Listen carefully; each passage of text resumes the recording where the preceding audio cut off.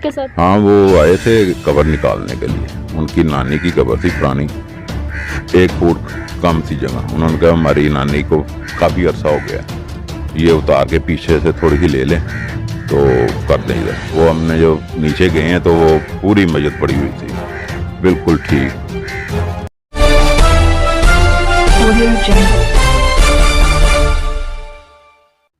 अस्सलाम वालेकुम नाज़रीन, मैं हूं आपकी होस्ट जमीला इकबाल और आप देख रहे हैं राजा न्यूज़ नेटवर्क। मैं मौजूद हूं इस वक्त लाहौर के बहुत बड़े और पुराने कब्रिस्तान में हूं। तो आइए नाज़रीन यहाँ के कारकुन से जानते हैं कि कब्रिस्तान में जितने भी वाक़या पेश होते हैं क्या वो सच होते हैं या झूठ होते हैं, कि जिस तरह कब्र से आवाज़ें आना, ये जो भी है इनके बारे में जानते हैं उनसे कि यह बातें ये सच हैं या झूठ हैं।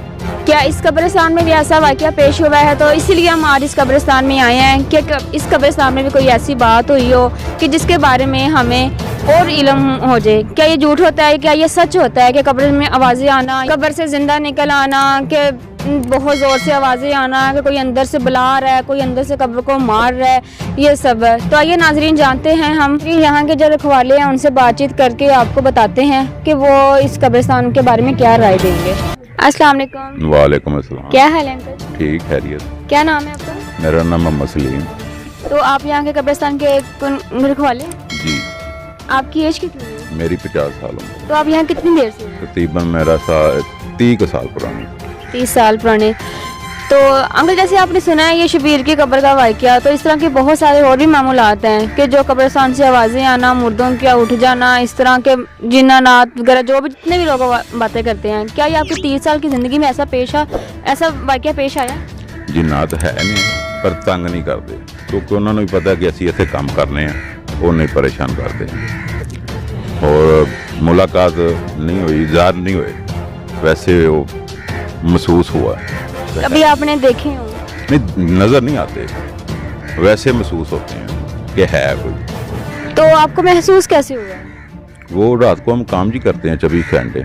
नहीं मतलब थोड़ा सा वाक़या कैसे महसूस हुआ? वो काम कर रहे थे, बिजली वाली तार लगाई थी हमने, वो उतार देते थे, फिर 2 दफ़ा उन्होंने काट दी तार। ये वाक़े हुए।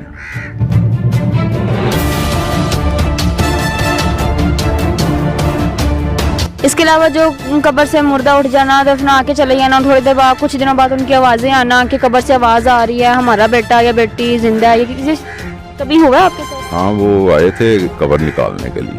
उनकी नानी की कब्र थी पुरानी, 1 फुट कम थी जगह। उन्होंने कहा हमारी नानी को काफ़ी अरसा हो गया, ये उतार के पीछे से थोड़ी सी ले लें तो कर दें इधर। वो हमने जो नीचे गए हैं तो वो पूरी मस्जिद पड़ी हुई थी, बिल्कुल ठीक।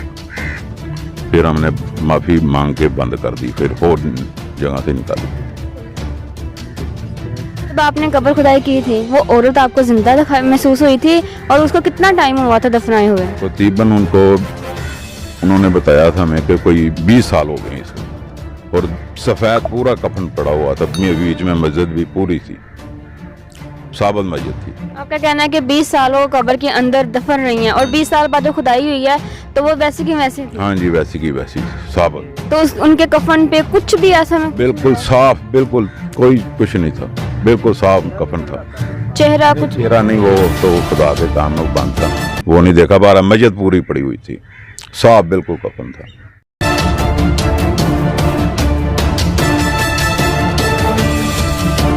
जब आपने मैयत को देखा है तब आपको कोई डर, कोई खौफ, कुछ ऐसा? खौफ आया अल्लाह का कि अल्लाह की अमानत है, उसको बंद कर दिया माफ़ी मांग के, फिर नमी जगह से निकाल दिया। हर टाइम इधर ही रहते हैं? हाँ जी, हम इधर ही रहते हैं। तो यहाँ पे आपको डर नहीं लगता? डर फिर कब्र सामने लग ही जाता है। आपको डर लगे तो आप क्या करते हैं?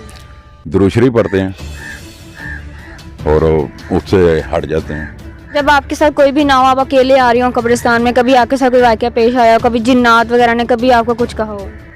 नहीं, सामने नहीं होता, वैसे डर जाते हैं। देखो ना, बाहर की चीज़ें हैं, जिन्नात हैं, वो डर तो लगता ही है। नहीं, जैसे आप बता रहे हैं कि उन्होंने तार काटी थी, ऐसा कुछ किया था, आप अकेले आ रहे हो, आपको महसूस हो रहा हो? वो सामने तो नहीं आते, ज़ाहिर तो नहीं होते, बस वो खौफ अपना दिखाते हैं, और ये और कोई मसला नहीं, क्योंकि उनको भी पता है कि हम 24 घंटे इधर ही काम करते हैं, तो वो कुछ नहीं, मैं नहीं कुछ कहते, बस डराते हैं बस, और कोई बात नहीं ऐसी। तो सर जैसे ही आज जुमेरात वाले दिन सुना है कि रूहें आती हैं, चिराग जलाए जाते हैं, इनके बारे में थोड़ी तफसील करें, नाजरीन को बताइए। नहीं, कोई रूहें नहीं आती, सब झूठ है। सब झूठ है? हाँ जी, सब। तो ये जो चिराग वगैरह जलाते हैं वो दरबारों पे जलाते हैं। अक्सर कब्रिस्तान में भी देखा है ना?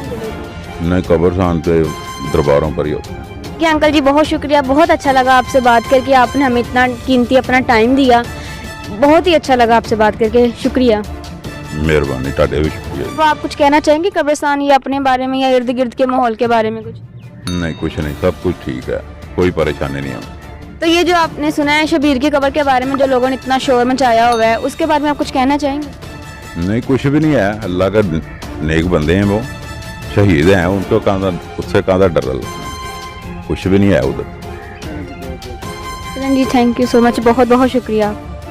तो नाज़रीन, जैसा कि आपने जाना अंकल से कि इस कब्रिस्तान में ऐसा वैसा कुछ भी नहीं है, कि कुछ अर्सा पहले बस यहाँ पे वाक़या पेश आया था एक औरत के साथ कि उनको इतनी देर दफन किया गया था। जब उनकी कब्र खुदाई की गई तो उनका कफन बिल्कुल सफ़ेद था, उन पर कोई ऐसा दाग नहीं था, उनकी मैयत बिल्कुल ठीक थी। जो अल्लाह के नेक बंदे होते हैं उनका कफन कभी भी मैला नहीं होता है, उनकी जितने मर्जी साल मैयत पड़ी रहे उन पे कफन के एक दाग तक नहीं लगता। तो जैसा कि उन्होंने भी आपको बताया है कि जो ये शबीर की खबर बहुत ज़्यादा फैली हुई है कि ऐसा हो गया, कब्रिस्तानों से आवाज़ें आ रही हैं, कभी किस एरिया से कभी किस इलाके से हमें पता चलता है कि कब्रिस्तानों में आवाज़ें आती हैं। तो नाज़रीन, ऐसा कुछ भी नहीं है, ये सिर्फ एक गलत अफवाह डाली जाती है।